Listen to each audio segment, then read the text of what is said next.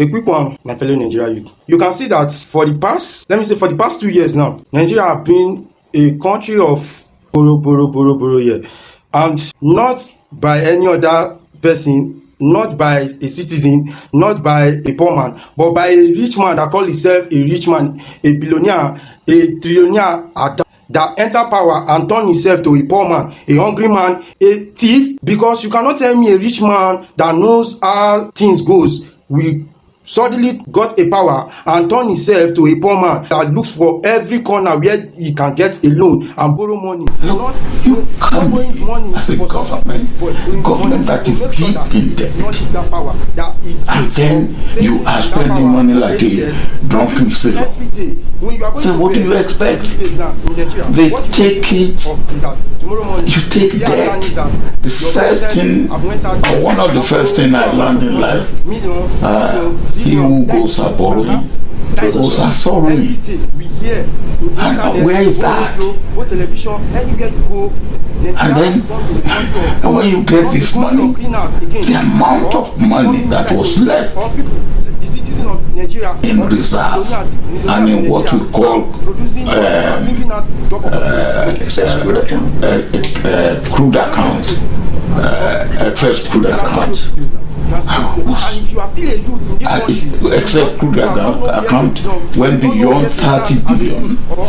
After I have left, it was about 23-25 billion before I left. Reserve went up to 60 billion. It was about 45 billion before I left. Now where is it? What did we do with it? And now people said our debt is 90-something billion within a space of how many years? Let me first of all say that I'm not against borrowing. Even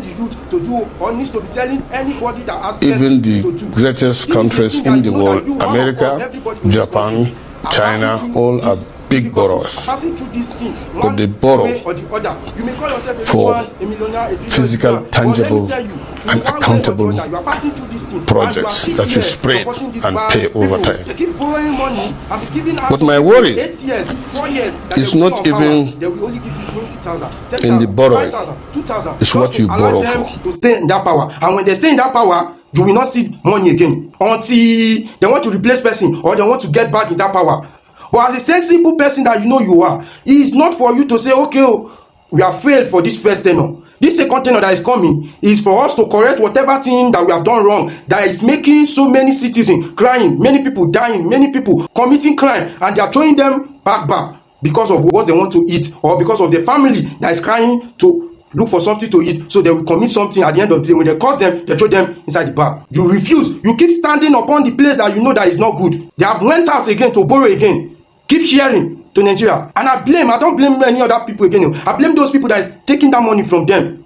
And mostly people I'm blaming in this my platform right now and in this video is the market women, because they are the ones they are using mostly. Have you seen, there's parable when I was growing up that my grandma always say, he say, it doesn't mean that you must be hungry, or if you are hungry, that when you get to somewhere and you see that this food you can eat, you will call you because you are hungry, and you know that when the person now call you and say come and eat, you will not go there and say I want to eat. You may be hungry. When they call you, say no, I don't want to eat. Because why? You know that when you eat that food finish, you have become what? Become that person. You have automatically joined that person in anything that person is doing, because you have eaten from him, you have eaten from his plate, and anything he's doing, he must surely do what? Call you. You both of you are now one now. But if you don't want to join anybody in any evil thing he's doing, when he call you to join body, you will tell him no. But in this country today, when they are doing bad, at the end of the day, they know where to get each one of these market women and these market men and these youths that have refused to look for something doing that they will use to better their life, that they can use to do what? To buy whatever thing they want to eat or they want to take.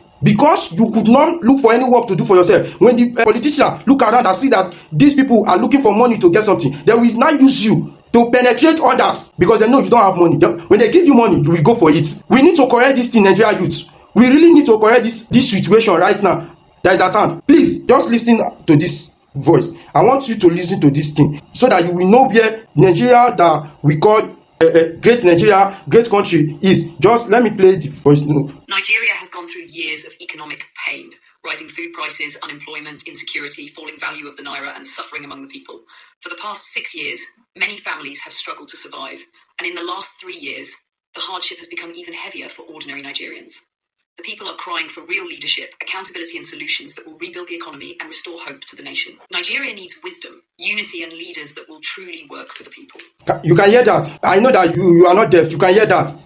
Have you heard what he said? Where Nigeria is and what Nigeria needs for Nigeria to become a great country, a great Africa that we are. Okay, let me play the second one so that you will see the second one and you will know if this country is in a good place or a bad place, that me and you knows that our children is coming here tomorrow. Nigeria has many strengths, but these are some of the major areas many citizens believe need urgent attention to help build a better country. 1. Security. Reduce kidnapping, terrorism, banditry, and violent crime so people can live and work safely. 2. Electricity power supply. Stable electricity would help businesses grow, create jobs, and reduce dependence on generators. 3. Education. Better schools, teacher support, and affordable education for children and youth. 4. Healthcare. Improve hospitals, medical equipment, and access to affordable healthcare. 5. Employment and economy. Create jobs, support small businesses, and strengthen the naira and economy. 6. Corruption. Stronger accountability and transparent use of public funds. 7. Roads and infrastructure. Repair roads, improve transportation, water supply, and housing. 8. Agriculture. Support farmers with security, loans, and modern farming tools to reduce food shortages. 9. Youth empowerment, skills training, entrepreneurship support, and technology opportunities for young people. 10. Justice and good governance, fair leadership, equal opportunities, and leaders focused on service rather than personal gain. 11. Industrial development, build factories and encourage local production so Nigeria depends on imports. 12. Unity and national development, reduce tribal and religious division and focus on building one stronger Nigeria.